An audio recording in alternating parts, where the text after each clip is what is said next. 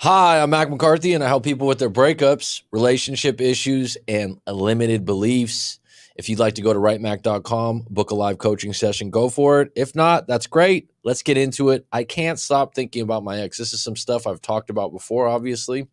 It's something that comes up a lot. I just had a live coaching session yesterday with an individual that's going through this topic or umbrella topic of a breakup right now. And it's tough when you're going through it. If you're a friend, family, or colleague, you're like, can't you just let this go? You can do better. People from the outside that don't do what I do, they look at it like, why do you keep talking about this? Why are you on this so far? And they give you information like, you can do better. You'll get over it. Book a live coaching session if you're going through this right now. Number one, you got too much time on your hands. So this is one of those things you don't realize it when you're in the middle of it. If you have a job that allows a lot of freedom, what I mean by that you aren't being watched, you don't have this 9 to 5, you got a lot of time on your hands, or you're in between jobs right now. Very difficult when you're going through a breakup because all that extra time floating around, not putting it into something. I just had a client recently. He goes, I compartmentalize very well. He goes, when I get to work, I can turn that off. Not everyone can.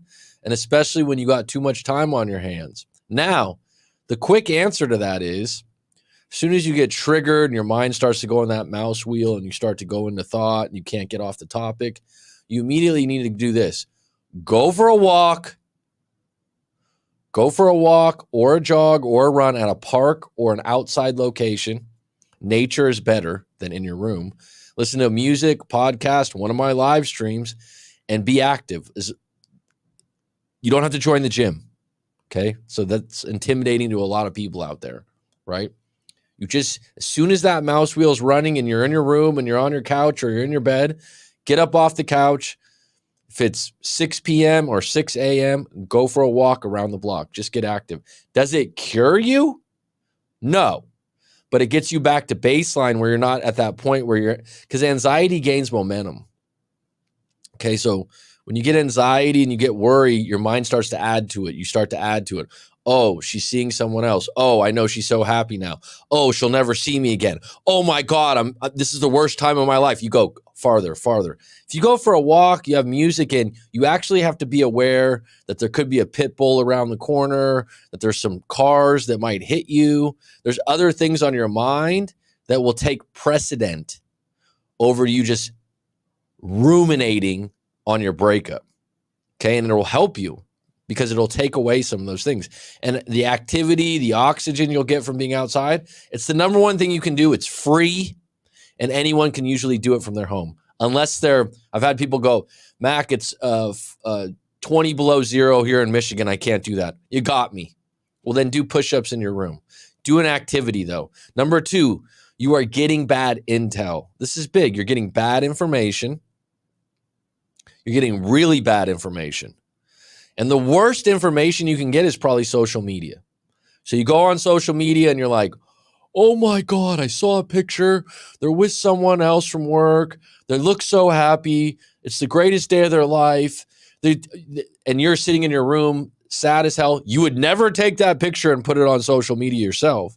You're not getting a 24-hour video of what they're up to. You just get this snippet. You're getting bad intel or information. By the way, your friend, family, or colleague that's like, oh yeah, I ran into them and they told me this, or a friend of a friend told me this. Really, when you're in a breakup and you're at a point where you're completely broken up, like you are not together, you don't want any information. You don't want any information. Friends, family, and colleagues, you tell them, I don't want to know, but thank you for caring. Social media, completely block it. In the past, this is like something I've talked about. People kind of try to negotiate it. It's a booby trap. It's a minefield post-breakup. It's the worst position you can be in looking at their social media. If they block you, they're doing you a favor. If you block them, you're doing yourself a favor. Because what happens is when you go post-breakup and you see them on a Snapchat story, you see them on Instagram, they're no longer your girlfriend, boyfriend, partner, husband, or wife. And now you're in a situation where you're like, you can't react in the same way you would react if they were with you. And by the way, you can't send them a text or a call asking them what that picture meant or that post meant. And so your mind has an open loop, and an open loop is a cliffhanger, and your mind can't get off it. So just stay away from bad intel, incomplete information. When you look at information, okay, when you're building a case, if you were a lawyer or a cop or a detective, or you watch a TV show, you're building a case of who you like, who you support, what's right, what's wrong, right? You don't want bad information or bad intel. Now, let me educate you on something. There's secondary sources, there's primary sources. Primary sources means it comes from the horse's mouth. It means that you actually saw a video of someone saying what they're doing, right? It's like a big reason why people like sports. You watch a ball game, it's live, it's a primary source. Secondary sources are like, yeah, I heard, I think. All these spectator shows, I think they're thinking this. That's what you're doing. So whenever you get secondary information, oh, I saw them in a car and they were smiling. A friend told you this. You could see the same person and think it's a frown. Stay away from bad intel. Number 3, the other parts of your life aren't going well, and this one person you'd lean on. So you were very close in your relationship. Post-breakup, it happens that right now you're jobless. Right now you don't have a lot of money in your account. Right now someone in your family's ill. You just lost your dog. And by the way, losing your dog or a pet, big one. Okay? So your life isn't just about the breakup, but this is someone that you would have called when you're going through your shit. And they're not available right now. And so that's why you're more spun. And this is when you talk to a coach or a therapist. Talk to a professional, because to be honest with you, talking to your partner about your problems is a good thing, but it's limited because it's not their specialty. It's not what they're trained in. And sometimes they don't have that built-in compassion. And then you get frustrated, right? So, number 4, this is a big one. There was someone else, whether that's monkey branching or rebound or whatever the hell you want to call it. There was someone else, and it's not fair. It hurts you. The other person's not as good as you. Stay away from any information about them or with their new partner. That's it. That's all you can do, right? It's going to sting. Stay active, stay busy. Number 5, they seem to be happy and you're not. Notice I wrote seem to be happy because you've been watching them on social media or hearing things from friends that have been watching them on social media. They seem to be happy. Think about this in your own life. I'm 42 years old. Maybe you're 25, maybe you're 35, maybe you're 55. Look at your own life. How many people are happy all the time? How often are you happy? This is a word that's, oh, I'm just happy. I'm always happy. Is that realistic? Really, when you look at most people's lives, there's moments during the day, during the week, during the month where you're in a happy mood, but no one's happy all day. So when you just generalize, oh, they seem to be so happy right now, maybe in a moment, they will miss you if you had a good relationship, though. Number 6, you just don't understand how fast it happened. You didn't anticipate this. So you look at it and you're like, how did this happen so quick? You start analyzing that part of it, right? That's okay. Journal it out. Go through all the steps. Write your story out. Send it into writemac.com. That's fine. Get it on paper. Complete it. Sometimes when you go through it in your mind, that's why writing it out is really good, because there's an end. You've written it all out, right? Number 7, you always got back together in the past. This is a big one. This is one that people come back to again and again. And it's really harsh. So if you say like, look, how are open loops useful tools? Let me know on that, Laquita. Good to hear from you, hon. Colorado's finest. You always get back together in the past. So this one actually is one that you can have an answer to why you're having so much trouble. So I can't stop thinking about them. You've broken up and made up 5-6 times, and you were the bigger person or they were the bigger person. The problem is you had a pattern and a playbook within that relationship where you're like, we always get back together. So when you broke up, you never fully broke up emotionally and mentally, because you always thought, we're always going to probably get back together eventually. She's got a high level of attraction. I have a high level of attraction. We always find a way. And so what happens is someone gets left holding the bag, and the other person's like, wait a minute, why did you stop wanting to not get back together? And you don't even realize you're in it. Once you realize, wait a minute, this is why I'm upset, The part that you don't get is if you broke up multiple times during the breakup, it was inevitable. And most likely there was going to be a beginning to the end. And this is why when people go, oh, we always break up and make up. Eventually, right? Someone's going to leave. Someone's going to leave. Someone's going to get fed up, and that's not a healthy relationship. If you're going to have a long-term relationship, a lot of times someone might have a 10-year or 15-year, 20-year, they go, oh yeah, we broke up once for 6 months or 3 months or a month, and then we got back together and realized how good we were together or this or that. People don't stay together for 15, 20 years and go, yeah, we broke up 15 times. It doesn't happen, especially when it's emotional or it's impulsive. And this is why, again, book a session and we'll unpack it. Because you got to understand if someone's impulsive, emotional, or immature. Those kinds of people, it's very difficult to have a long-term relationship. It's very frustrating. Number 8, you messed up and they won't forgive you. People do not have to forgive you. Okay? You being honest about cheating, stealing, or doing something out of line in the relationship is something that's commendable and something you'll be proud of later on in your life. The result of that is sometimes people will not forgive you, okay? And it's really hard on your end because you're like, wait a minute. You said you forgave me before, or I would forgive you, which is always convenient. But the reality is they don't have to forgive you. They really don't. They really don't. And if you told the truth or you messed up, you got to deal with that. And the greatest lesson you can learn in your life is when there's consequences. Right? If you look at sports, all the greatest players lost before they won. It's like Michael Jordan. Oh, he never lost a finals. He won 6 finals, right? He lost a lot of playoff games. He lost a lot of regular season games. There was a lot of times he didn't make the finals. These are the things that you learn. So if you messed up, you're going to be sorting through that and going to go through it. And you're like, hopefully you're going to say, I'm not going to do that again. If you don't have a consequence, then you never messed up. The other person feels upset about it. They're hurt. They're angry. And you're like, well, sorry about that. But you're probably going to do it again if there's no consequence. Number 9, there's got to be a path to fix this. Now, there's people out there, hey, give me the path, give me the directions, give me the recipe, Mac, and then I'll just do it and I'll get her back.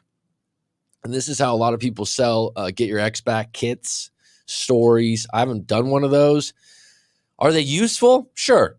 Can they get an ex back? Sure. Do they work all the time? Hell no. Do they apply to your situation? No, because they're not tailored to you.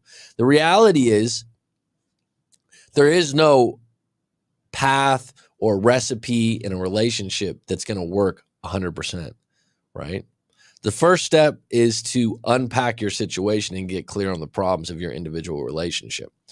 So when you get into this, like, oh, if I just do this, this, and this, I send them a letter, I tell them this, we'll get back together. It's not that simple. Okay? It's not that simple.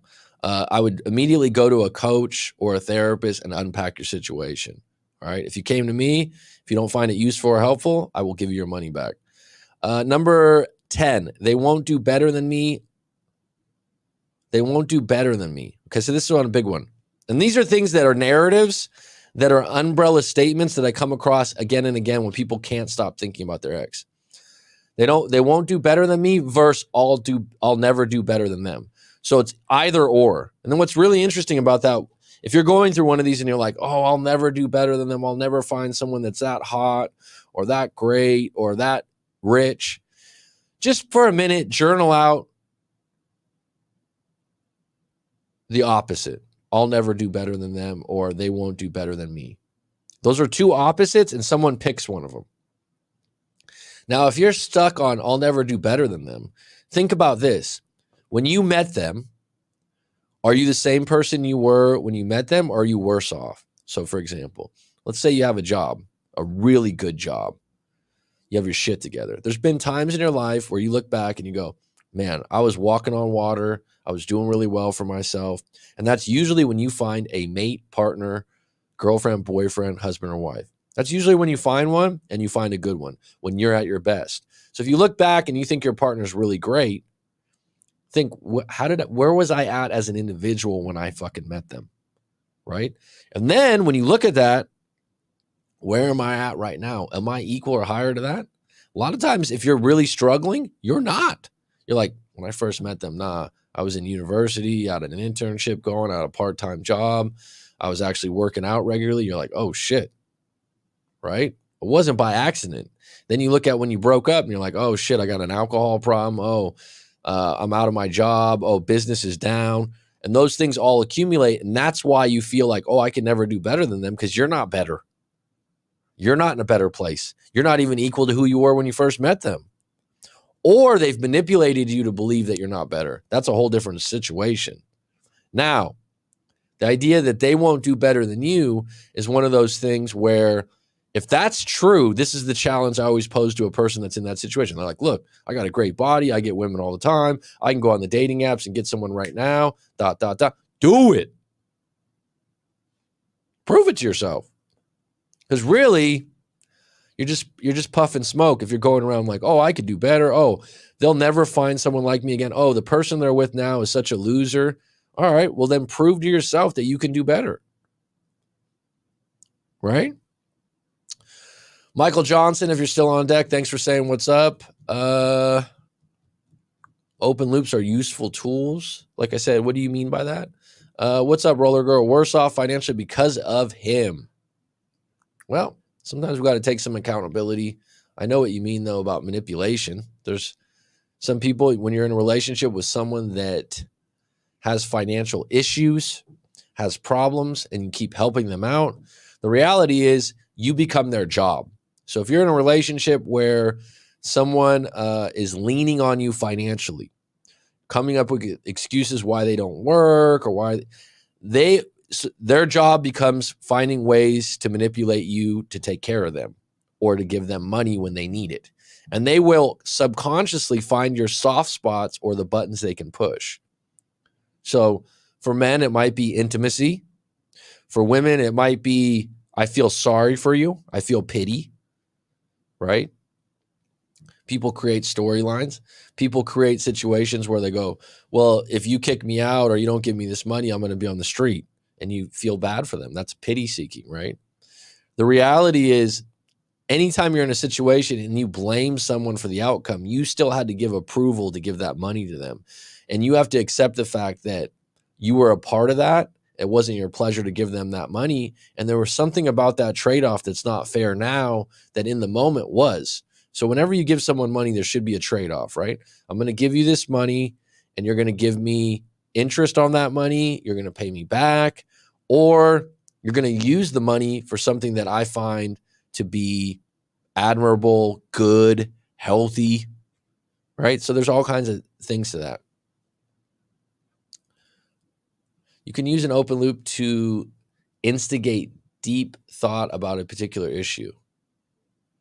All right, well, give me an example, Aquita, if you don't mind. All right, so I do have, at the 18-minute mark here, I do have two stories on deck, and we'll be getting into those soon. And just to briefly go over the topics from these stories, one of them is a client of mine that I had a couple years back, and he had came to me for a breakup. Your classic individual that's really insecure. One of the things that comes up big right now for a lot of people is insecurity over texting. So not texting on time, not texting often enough, not being clear in their text. The thing about texting, okay? Texting is a minefield for people to have misunderstandings. And then they blame the other person for what they misunderstood. The best thing you can do with texting is sometimes if you don't understand, call the person or ask them, what did you mean by that? Seek to understand, not to be understood. A lot of times what you're doing is texting leaves tone out and body language out. So there's all these assumptions being made. Okay? There's all these assumptions being made. And then on top of it, someone leaves you on red and you feel like someone just put their hand up and doesn't have any time for you. They don't care about you. All these things matriculate. And the reality is that's in your head. That individual might be busy. They're at a red light. Someone just stopped and talked to them. That's why texting is one of those forms of communications you need to give the other person a benefit of the doubt. And it can lead to a lot of problems, right? The reality is there can be gaps when someone talks to you in text, right? It's allowed, okay?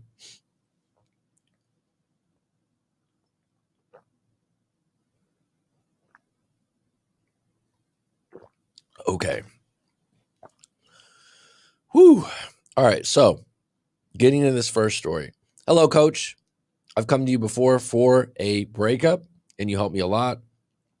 Thank you. I appreciate your work and am patiently waiting for you to finally write your book. Well, thank you for that. I'm still working on it. My issue right now is that I'm in a new relationship and I can feel myself slipping into my old habits of being insecure and needy. So this is something I've learned over doing this for 5 years. Being insecure and needy usually cannot be fixed by just saying, I want to stop doing this. It's a deep, below the surface, in your subconscious based thing that's related to something in your childhood, most likely, or your first relationship. And so what you're doing is your mind has a Rolodex of past events in your life, your current life, and it's saying, have I ever seen this before? Have I ever seen this event before? And then it goes shoo, shoo, shoo, shoo, shoo, literally in milliseconds, and goes, oh yeah, when I was 6 years old, I remember my mom ignoring me or not giving me attention. Or I remember when I was in elementary school being bullied for a whole year by these other kids. Now, what you do is, now you're 25 years old, you're not bullied anymore, you're not in that situation, but that insecurity that someone's going to find out that you're not that cool, or you're not that good, or you're not enough, right? It's still there. It needs to be peeled back. And I've done this work with clients before with the tapping technique, EFT, emotional freedom technique, and some hypnotherapy. You need to go back to those moments and clean them up, because those are your gatekeepers. What do I mean by gatekeepers? You got these stories you're carrying, these narratives from when you were younger that are affecting your decisions now. And if you are needy and insecure, it's not because of the texting. It's not because of the relationship. It's not because she's coming back, she's not answering you quick enough. It's not her fault. It's deeper than that. If you've developed this as a pattern or habit in multiple relationships. So what happens is the first time this bubbles up, someone blames the other person. They'll blame the person and say, oh, it's them. They keep doing this to me. But then when they look at, and this is why it's really good to write out your story or screenshot your text and look at it later when you're not hot or irritated or annoyed. And then you look at it and you're like, wow, I'm so needy. And a lot of this leads to passive aggressiveness. Like, oh, I know you didn't even want to talk to me, right? So the neediness and insecurity is much deeper than your partner. And if it's a pattern for you, you got to get to the bottom of where it's coming from, because it's a general topic, but it's being manifested out when you're in a relationship. And it's not a behavior that will ever lead to a healthy or long relationship. Okay. Now, if someone creates a situation where they make you feel insecure because they are, you go out with a group of friends and your girlfriend's openly flirting with your friend over drinks, that can create insecurity on your end, right? And that can be an event that was done there. What I'm talking about is when you're creating insecurity and neediness at a high level, it's coming from somewhere deeper than that relationship. And we got to get to the bottom of that and talk about it. This could take a little bit of time. I've worked with people on this, and it can't just be like, oh yeah, I'm insecure and needy and I can turn that off. It's not that simple. It's baked into you and you got to find out where it's at. Okay, so he said, into my old habits of being insecure and needy, especially when it comes to texting. I get really upset if her texts are not clear, and I can't handle when she doesn't respond to me within 10 to 20 minutes of me texting. Now, some people might be reading this like, geez, 10 to 20 minutes. There's a lot of people like this. And they believe when that person takes 10 or 20 minutes, they take it personal. My last girlfriend and I text each other 24/7, and I liked that, saying that I also would get really upset if she couldn't keep up with that pace. If you're texting with your partner 24/7, first of all, it's an exaggeration because there's no way you're going to text 24/7 because you got to sleep at least 6 hours a day, 5 hours a day, at least, right? So you're exaggerating and being dramatic right off the bat. Number two, it's not sustainable because there's going to be some things that come up where you can't text each other 24/7. I don't think it's healthy. I think texting like that in a relationship, maybe in the honeymoon phase when it's rose petals and wine glasses and you're all over each other, maybe that's the way you want. But if that's the arc of, if that's how you're going to do your relationship full time, it's going to be very difficult to sustain that. And someone's going to get upset. So over at some point, you should accept the fact that that's not healthy. That's not something you should be seeking or expecting. As you told me at the time, she was in a university and a part-time job while I was only working a part-time job. So I had more time on my hands and higher expectations of being her number one priority because she was mine.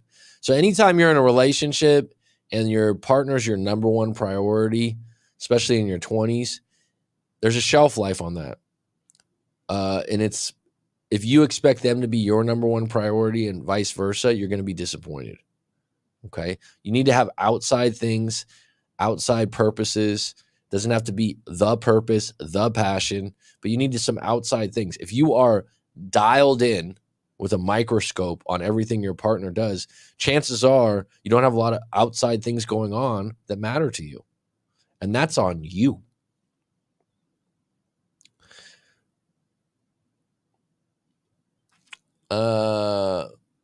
Basically, when we broke up, I felt like she was not making me a priority. And she even said school comes first right now. And that was hard for me to hear.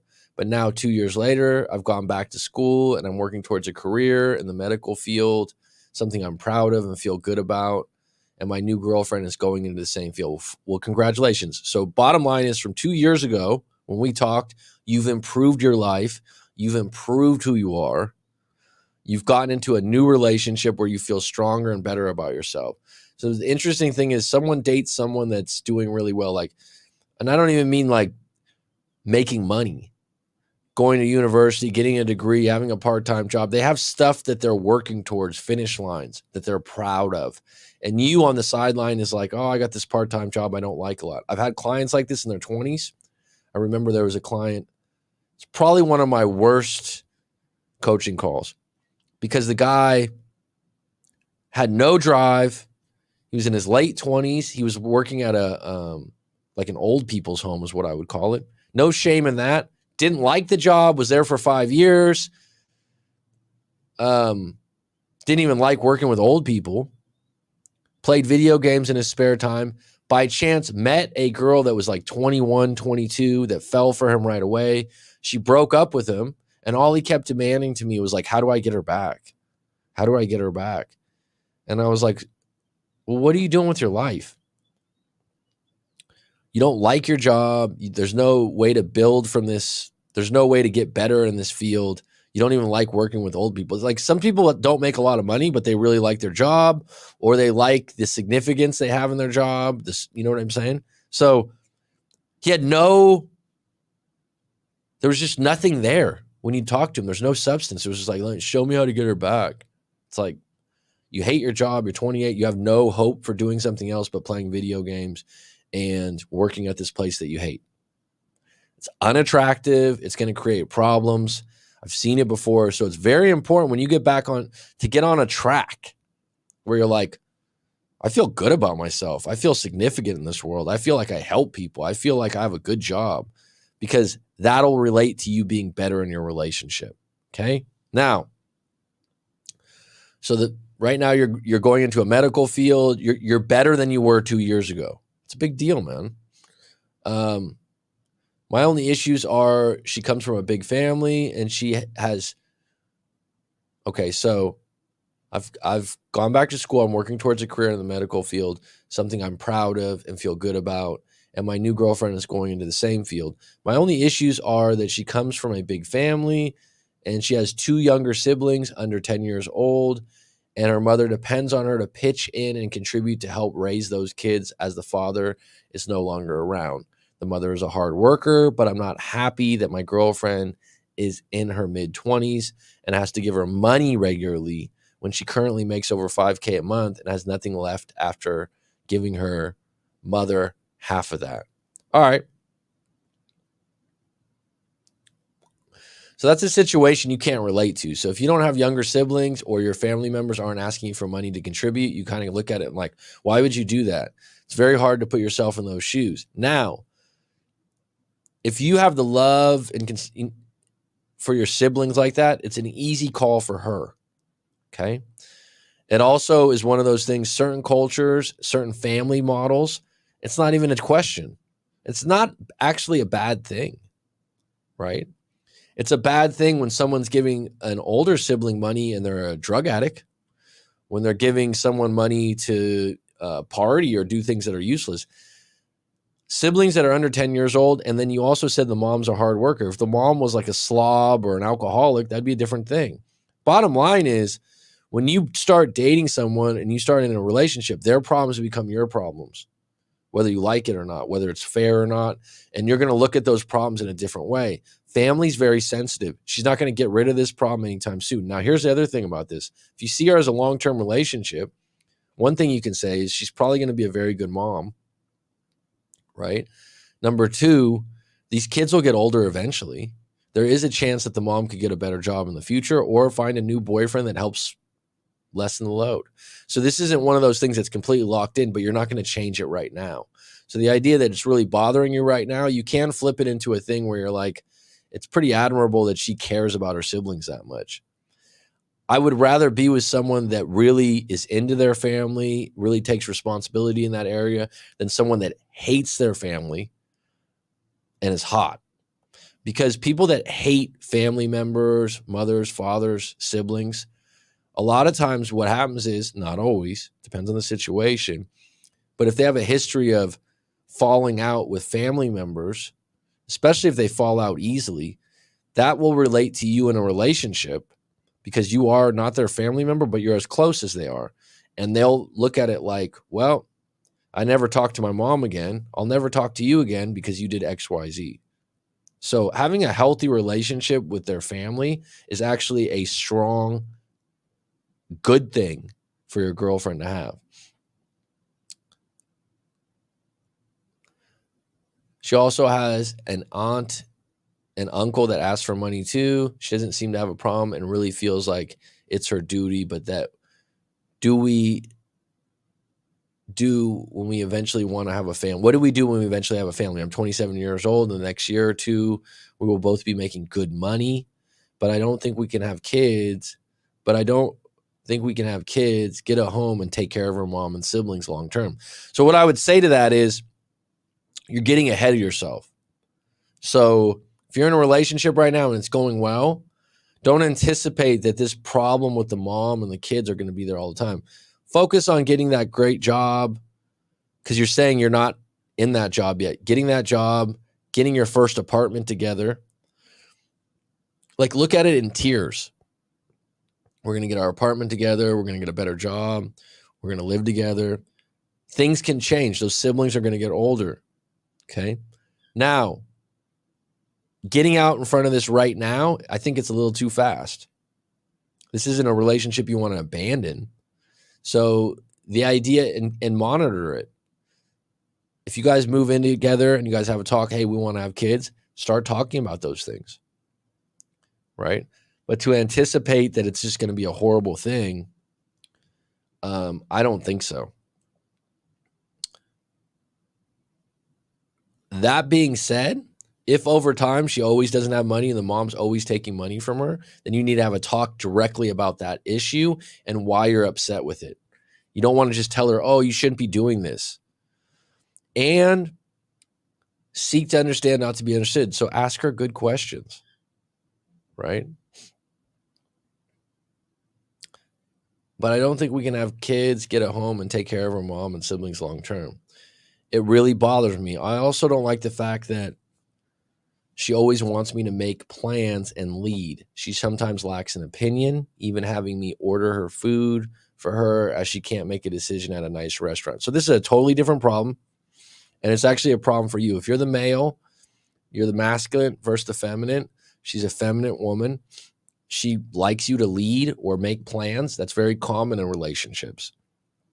If you're not used to it from a past relationship, that's how she operates. It's not a bad thing. Okay? About her not wanting to order certain food, there is certain situations where maybe certain restaurants you go to, she's not used to it and she doesn't know what to order. Over time, if you continue to do those experiences or go to those restaurants, she's going to find her favorite foods and make those orders on her own, most likely. But women overall, not all, like assertive men that make decisions and have plans. So the idea that you're trying to get away from that is actually unattractive to women overall. Not all, but most. Okay. All that being said, I love her and know that she'd be a great mom and a loyal wife. Those are two paramount things in a relationship, my friend. How do I overcome these things? What's your take, coach? I'll be scheduling a live coaching session soon. So in the session, we'll get deeper on this. We'll go down some rabbit holes. I'll ask you some more detailed questions. Obviously, you'll share a little bit more than you do in this story, and that'll be good. I think I've already given my take. I don't think this is as bad a problem as it is now. Obviously, it's something to be aware of. The fact that you think she'd be a great mom and a loyal wife and you want to have kids in a long-term family, those are pillars. That's infrastructure for a good, great thing, okay?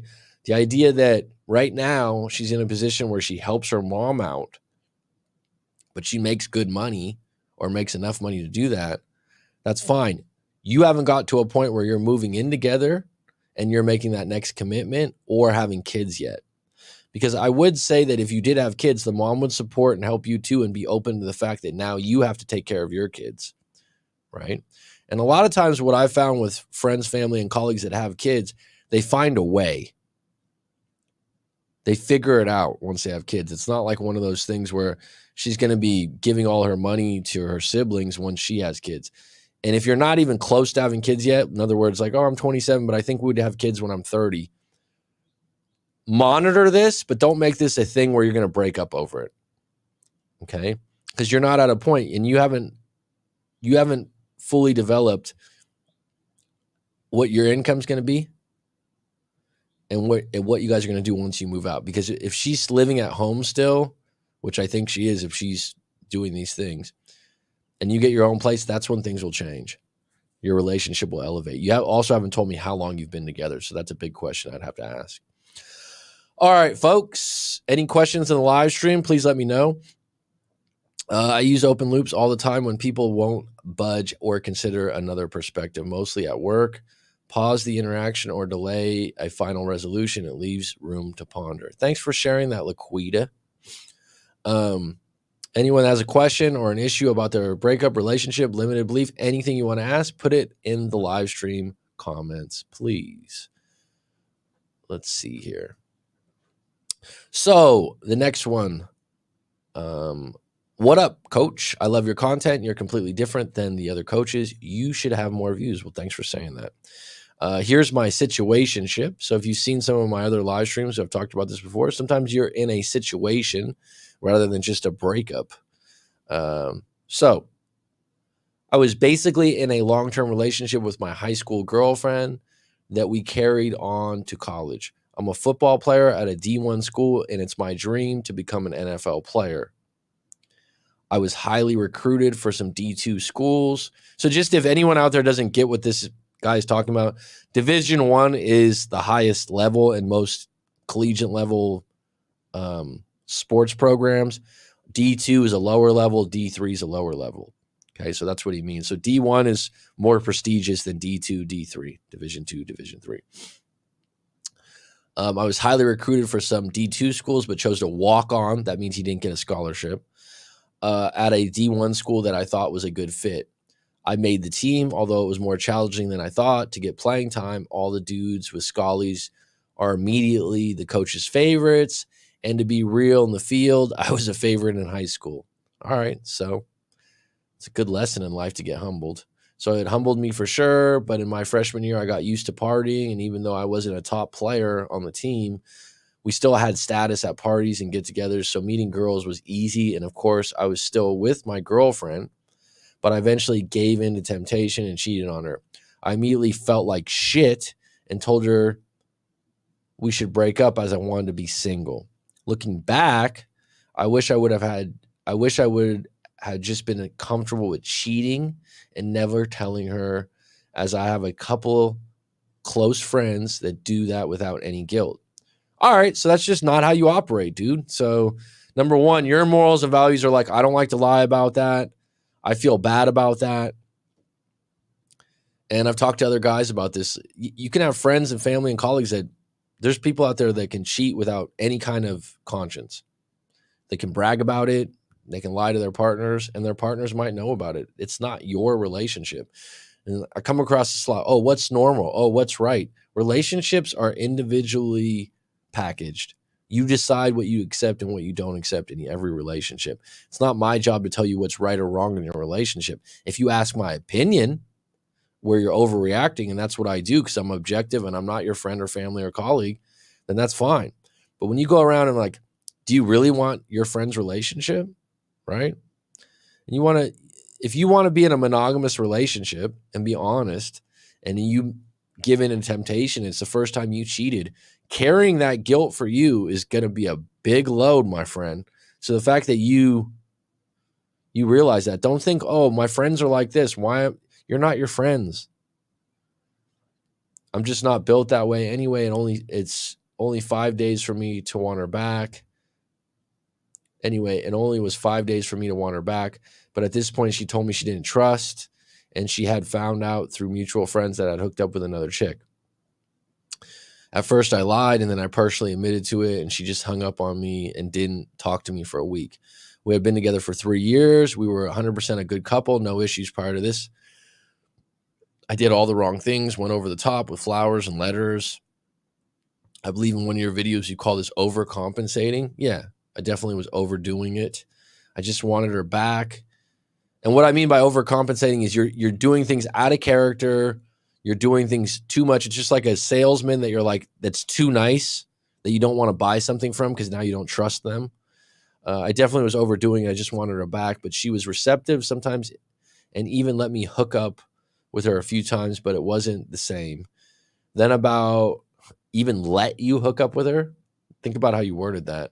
Then about when we went back to our home area for Christmas break, a friend of mine told me that she was hooking up with a dude that was not my friend, but I knew him through mutual friends, and I had noticed that he had showed up at some get-togethers with her, but I had no idea they were actually sleeping together. I honestly got sick to my stomach, and my first reaction was to call her, and she denied it. So she just did to you what you did to her. What goes around comes around. But I knew she was lying. Finally, I called her best friend who told me the truth. So when we got back to university, I just started partying heavily and hanging with my teammates. Okay. I missed her, and I drunk called her a few times, but I was okay.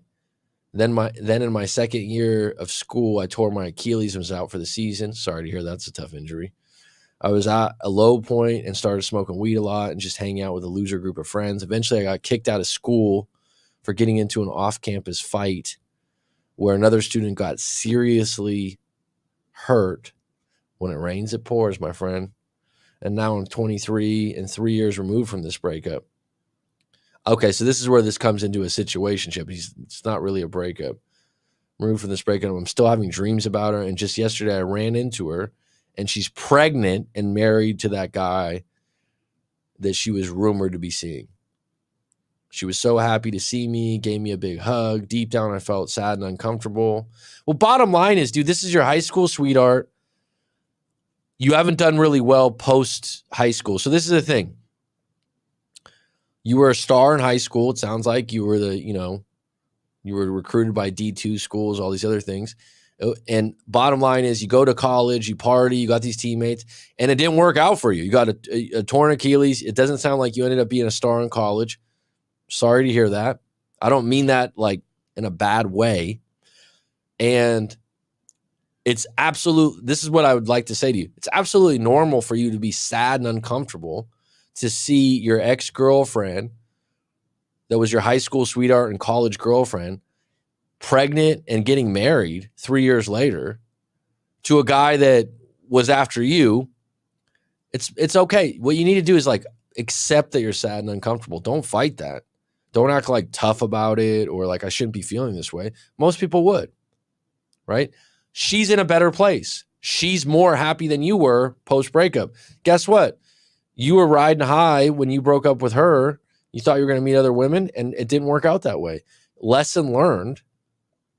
Also, you're at a point in your life, probably, I'm guessing, some other pockets or areas aren't as good. So the idea that you are sad and uncomfortable, it's okay. It's absolutely okay. Be okay with that. Feel those feelings. Go home and have a cry. Talk to yourself in the car and be like, damn, I miss her. It's okay. You don't want to, and it was from 3 years ago. So this isn't going to carry out for too long. Now I'm just trying to figure out, how do I get by the idea that your ex was the one that you'll never meet another one like that? A lot of people do that. You just, right now you're only, if you said 3 years later, I'm going to guess you're 23, 24. And now I'm 23, 3 years removed. You're 23 years old.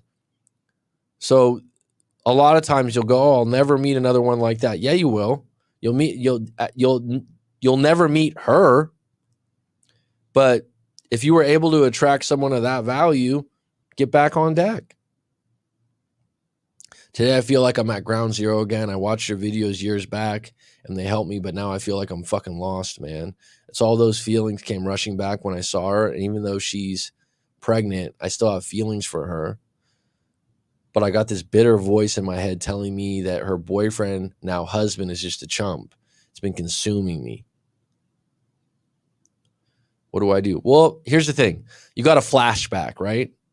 So I've told this story before. I remember I haven't lived in my hometown for years in the Bay Area, and I was back for a funeral. And it was probably, I don't know, 6 or 7 years since I'd been back. And I was jogging on this trail in the bay near the San Mateo Bridge, if anyone knows where that is. And I'm on this trail, and it was a jog I used to do. And all of a sudden, I started getting these feelings about my ex from 7 or 8 years ago at the time, right? Like not crying or anything like that, nothing highly dramatic, but I'm like, oh shit, because that's where I used to deal with that issue, on a jog, on that trail, in that place. And so what I'm telling you is you can get recharged and triggered by seeing someone or going to a place where you used to go. Now, if it was 3 years ago, it's not going to be as harsh as it was 3 years ago. You're going to get over this in a week, a month, 2 months. Now, if you start stalking her on social media or stalking the other guy, which you haven't mentioned, but you're 23 years old, so social media is usually a part of your life, then you are absolutely going to make it 10 times worse. That's the number one thing I can suggest to you not to do, and don't do it. Okay? Don't start looking her up or digging for more information. I tell people this and they do it anyways, and then they go, I know, I can't. You can. Go on a social media fast. You don't want to know any more information about this. The fact that you feel uncomfortable with it and you still have feelings for it, that's okay. It was your girlfriend. You were close to her. You guys had a good relationship. She greeted you with a hug. That felt good. This new guy she's with, maybe he's a chump, maybe he's not. He's with her. They're having a kid. You got to accept that. You don't have to like it, but accept it. It's reality. At this point, I'm done. Now you got to look in the mirror and go, where am I at with my life right now? You're a ball player, dude. You probably take care of yourself. I'd hope you're in decent shape post Achilles. You've been in university. You got some stuff going for you. Right now, everyone looks back, especially if she was a good one and you haven't met someone equal or higher value. It's the number one thing. People go, oh, how do I get over the person I'm with? I'm still hung up on them. You probably won't get there until you meet someone equal or higher value. Okay? Takes time, and that's okay. If you start getting entangled in this idea, oh, she's with this chump, it's probably the worst thing you can do. And the only way you can get away from that is to keep yourself busy, assess your own life and where you're headed, Allow yourself to be uncomfortable and sad. So like if you have a moment, complete that emotion, complete those feelings. Don't fight it. And then also don't allow yourself any more information about how well and what she's doing. If there's like a wedding and your friends are like, oh, she's got a wedding, or I guess she already was married, he said husband, or, oh, the kid was just born, look at the pictures. You don't want to see any of that stuff, dude. It's just not going to make you feel good, right? So those are the immediate things I could tell you to do. So I have some other questions that came up in the comments. I'll get to those in a moment. We got Rob on deck. Pregnant, that was bound to happen. Get out there and he'll meet plenty of others. Right. Seems obvious to a lot of people. We got 5 on deck. Let me know if anyone wants to come on the live stream and talk. That's available. So one person just threw, what's your take on red pill? Red pill's gotten to a point, just like religions, where individuals have taken that term. And this is why I don't like identifying with a term like red pill, purple pill, blue pill, and throwing it out there. Because what does that mean?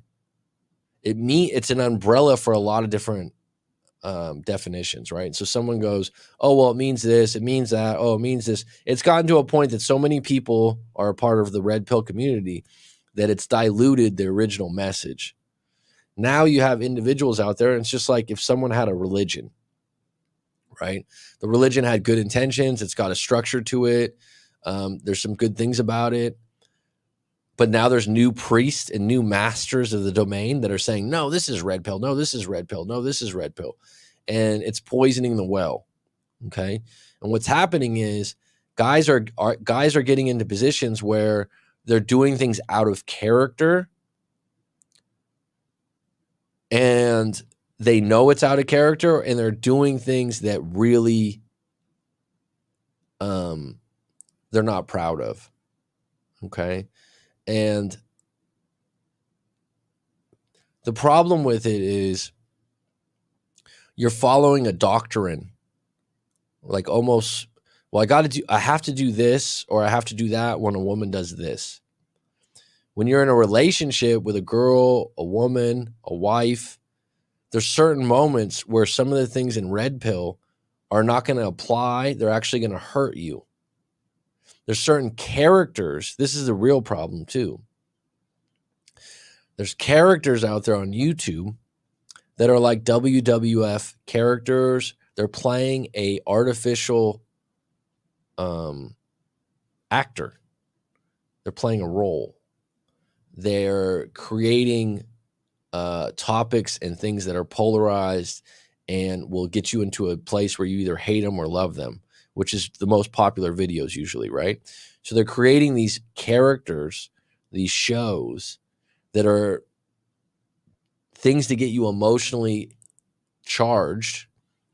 And then you transfer that over into your relationship dynamics, and it doesn't transfer well with some people. And they feel like, oh, I did it wrong, or I have to do this, I have to do that. And they're not trusting their own behavior, character, and really, if I'm going to get deep on it, their own soul, right?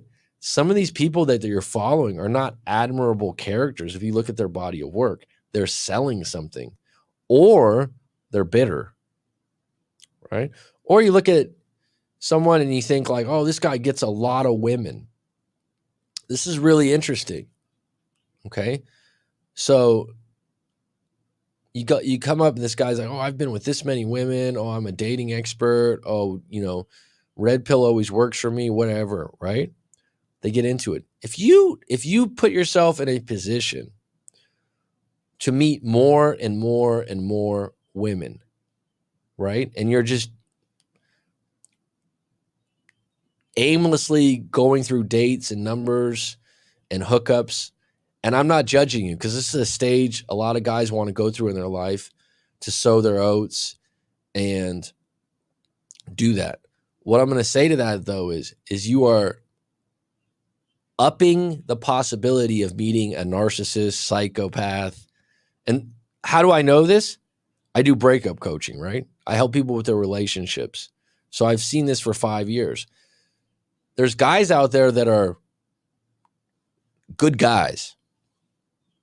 I've been pretty good with women. And they've got to a point where like, oh, I've had this relationship. Oh, I've always been good with women. Because they're going through so many, eventually they get a master manipulator, narcissist, psychopath, crazy. And they're like, I don't get it. Well, you think to yourself the possibility of STDs, you think of possibility of those things. There's some consequences to that, like having multiple partners and those things. But there's also the other consequence of getting wrapped up or entangled with a person that's highly manipulative, crazy, right? And if you're ciphering through more and more women like that, the possibility increases, right? It's just like if someone said they're really good at playing poker, right? Eventually you're going to lose. The more poker you play, you're going to find your match and lose. It's the same thing with relationships. If you're going to roll through shallow relationships, I'm not going to explain red pill right now because that's what's happened to it. It means different things to different people. There's different concepts to it. And to me, what you're starting to notice is people are, especially guys, are going to these YouTube channels for information on how to do their relationship, and they're overcompensating actions that aren't natural to them, and they're messing up their relationship, and they're doing things that aren't congruent with their morals and values, right? We could do a red pill show on a different time or day, but I've noticed a lot of clients are saying they're falling. My thing is,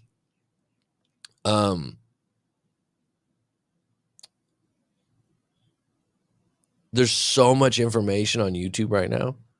There's so many generalizations. If you're going to get help, if you can afford it, and you're in the middle of a relationship, like just like this guy that came to me 2 years ago, and now he's in a relationship, and he's like, let me get some help. Get help while like if you're in a stuck position. I got clients like this regularly now. They came to me for a breakup. Now they're like, hey, I'm in a new relationship. Let me ask you a couple questions. This is something I do. I'm not going to give you a red pill answer. We're going to work through it and find out what's best for you, because your outcome is not necessarily the outcome I want for myself. A lot of people on YouTube or red pill, they're giving you outcomes for what they want in their own life. Does that apply to you? If you're looking for a serious, good girlfriend, like this guy was mentioning earlier, like, oh, she'd be a great mom and a loyal wife. Damn, that's actually harder than you think.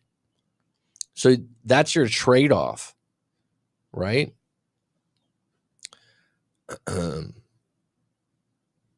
So someone else, Melvin Benson, had left in the comments, cool video. My relationship of 5 years ended a month ago. The love of my life decided to leave me. I really love her so much. I can't stop thinking about her. I tried my very best to get her back in my life, but to no avail. I'm frustrated. I don't see my life with anyone else. I've done my best to get rid of the thoughts of her, but I can't. I don't know why I'm saying this here. I really miss her and just can't stop thinking about her. Well, the bottom line is send in your story to writemac.com and we'll unpack it. It's not going to cure you, but it's going to help you get on the right path, because a lot of times what you're not seeing is why you got in the breakup in the first place. So someone goes, oh, I need closure. Oh, I need to get them back. What were the problems? Can they be fixed? What were the issues? Right? And sometimes someone just leaves because they're over it. The idea that you tried to get them back, you tried your very best. What does that even mean? The first path to getting into recovery from a bad breakup is realizing clearly what's the problem. And if we got back together, would it be fixed? Someone had asked me, and this is the comment, have you ever encountered any real toxic relationships, like people ruining each other? I mean, obviously I've seen people in toxic relationships. I don't like the term toxic because it's not detailed. It's highly generalized. It can mean so many things. It's thrown around. I'd rather get into the details of it. People ruining each other. Usually what happens is one individual poisons the well more than the other. I haven't off the top of my head said, oh, these people ruined each other. But what people don't realize is when someone becomes the bad guy in the relationship or doing the bad things, they do have a role in enabling them to be more bad because there's no consequences. So an individual came to me years back. that his wife was basically spending money like money was growing on trees. He was rich. He was well off. He had received a lot of money from a buyout, and he spoiled her. And it was like happy wife, happy life all the time. And from the outside in, they seemed like this real happy couple. It got to a point, though, the money started to run low. She had a lot of failed businesses. A lot of things went wrong for her. And guess what? He's at a point eventually where he's angry at her. He's upset. He's losing attraction. Now they're not sleeping together. It's all based on money issues.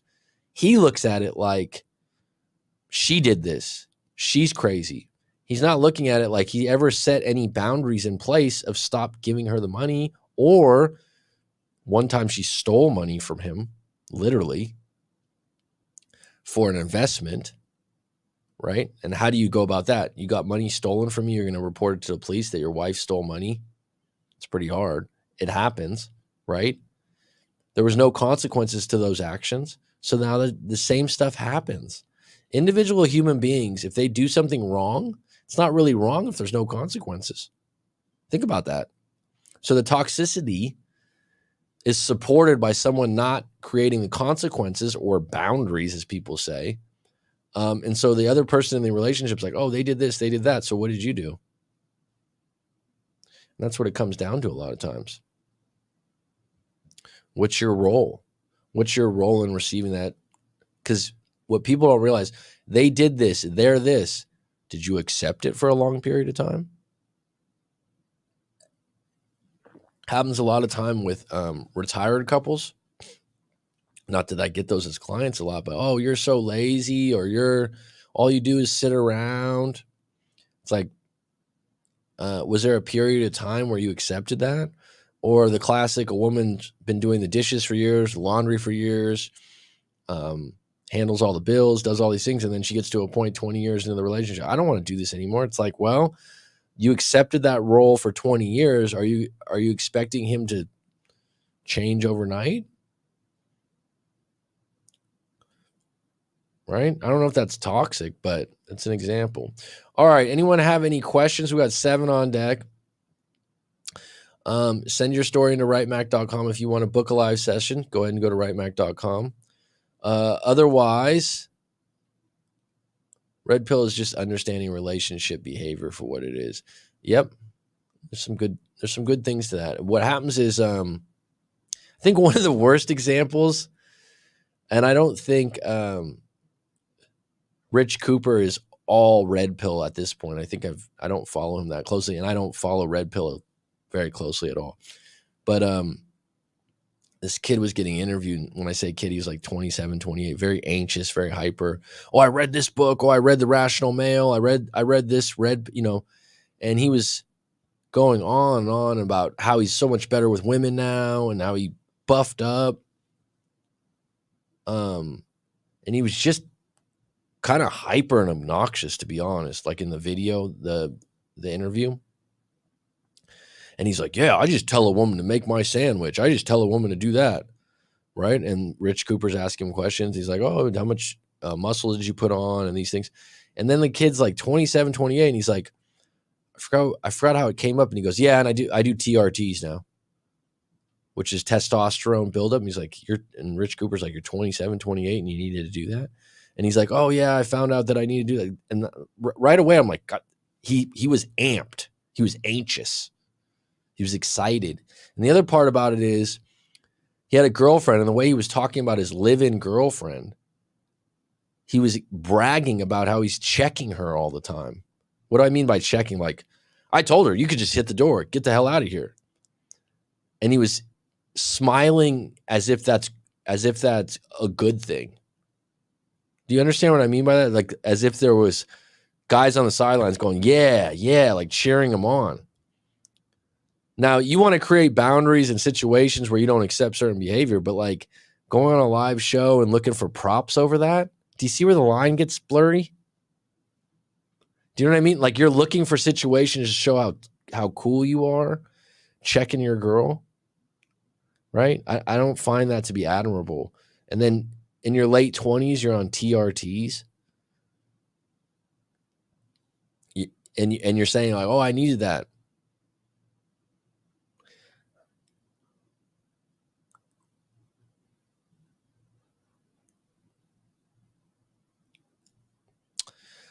I don't think, Rob, like it's necessarily a technique thing about red pill. I just think that it's become an ideology that's spread, and just like religion, there's individual using that blanket term, and then there's individual guys saying, well, it's this, it's that, it's this, it's that. And then what's happening is guys are getting into the situation where they're trying to follow that ideology, just like a religion. And depending on who their high priest is in the red pill community, if that doesn't line up congruently with their morals and values, it's going to be a disaster for them. But what they'll do is, oh, this guy's got 500,000 views and he's really cool and he says he gets girls all the time. The interesting thing about some of these guys that talk about how many women they get, you never see the pictures, right? It's like, what's that guy's name? Male Strategies or something like that. He's always talking about having a lineup and having all these women. But some of his stories is like, oh, I never let her talk to her kids when she's when we're on a date. I never let her talk to her kids. It's like, really? Is that admirable? And then he's, like, you never see who he's dating, but he's got a lineup, right? You never know these women for their character and their personalities. Because if I have a friend and he's dating 3 different women, 4 different women, and you think that's cool, and you think that's like, wow, man, this guy gets a lot of women. Have you met them or saw their personalities? Are those women that you would date? Quality over quantity or quantity over quality? I don't know. That's what I've realized, though. Is like there's parts missing to the story, right? Some of these guys that are punching out this stuff, I mean, what's their track rate? What are they being measured on? It's the same thing as sports being followed by guys that are massively overweight, that are critiquing ball players, and they've never even played the game before. They're not even in great shape. And they're like, oh, this guy did this. Oh, I think he did that. It's like if someone's going out giving you dating advice, or where's it coming from? For me personally, I've done this for 5 years. I've done it from a point where I talk to people about their stories and their individual situations. Is that better than other people? No, I don't know what's better. But the idea of just coming from a place where I follow some doctrine from a few different books and go, this is what you have to do, that's not good. You need individual tailored information for you. You need to figure out how you operate and what you really want as an individual. Don't get other people's channels imposed morals onto you. Does that make sense? Right? Rye Flint, how you doing? We're just on our way out here. Any closing questions? You missed the stories, Miss Rye Flint. 10 on deck. Unless you wanted to come on live today. Mary said that you wanted to come on live and share a bunch of stuff.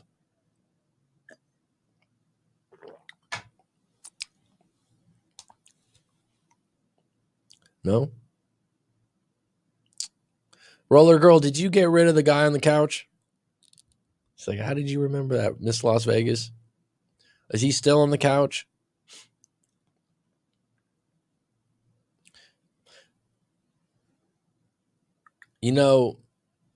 Hi, Mac, Weena from Toronto. I absolutely remember you. I was thinking of you a few days ago. I'm great. Weena or Wina? Weena? I do remember you. I have a recent client that's in her early 30s that was just telling me that she froze some eggs, and I was thinking about you, that she was thinking about having a baby later on. And how old's your baby now, Weena?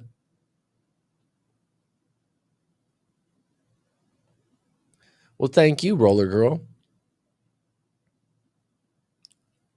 Your daughter's 1.5. Well, time flies.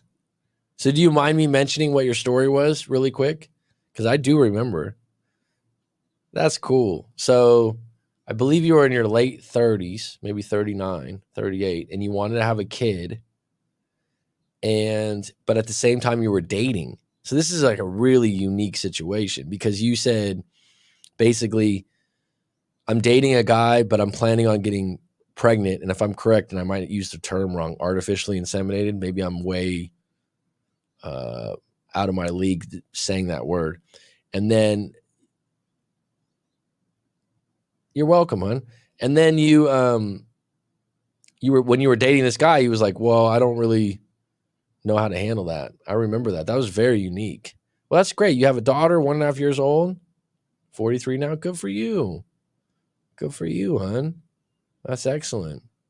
Like I said, ironically, I was just thinking about you yesterday because a client of mine just froze some eggs. That's interesting. Maybe I'll have to reference you sometimes if I have a client asking about that. So it was a good situation. Are you, dare I ask, Weena, did you get into a new relationship with a guy? Or did the guy that you had wrote me about, did he come back around after you had a kid? It's kind of an interesting situation because if you think about it, right? Okay, email me tomorrow. Great. I'd love that. No time. Okay. Yeah, please email me. Give me an update. What's interesting about that is that a lot of people would say, I'm sorry, a lot of people would say, oh, a guy doesn't want to father someone else's kid, right? When it's artificial insemination, it's kind of a different dynamic, huh? Because you're taking full responsibility. Oh, thanks. I'll have to look that back up.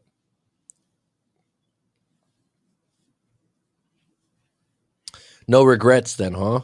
You're very happy with your decision.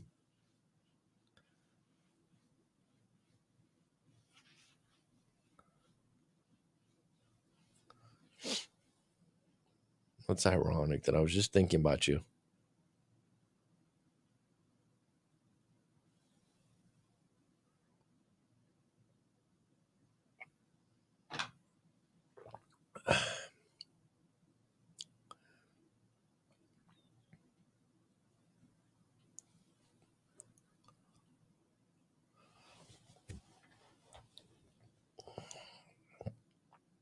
Absolutely right decision. Okay. I'll have to look up that video.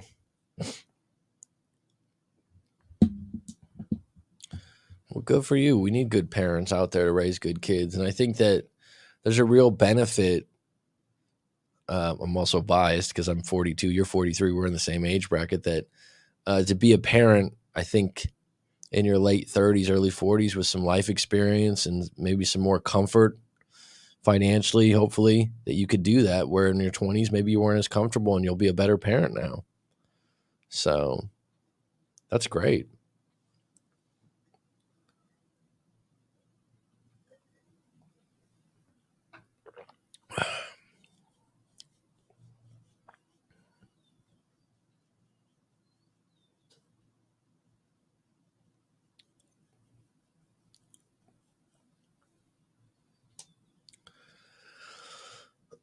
All right, folks, it's been good. It's been grand. I appreciate you all. Thank you for the update. Email you tomorrow midnight here at Toronto. Good rest. Thanks. Advice again. Email you and update you tomorrow. All good.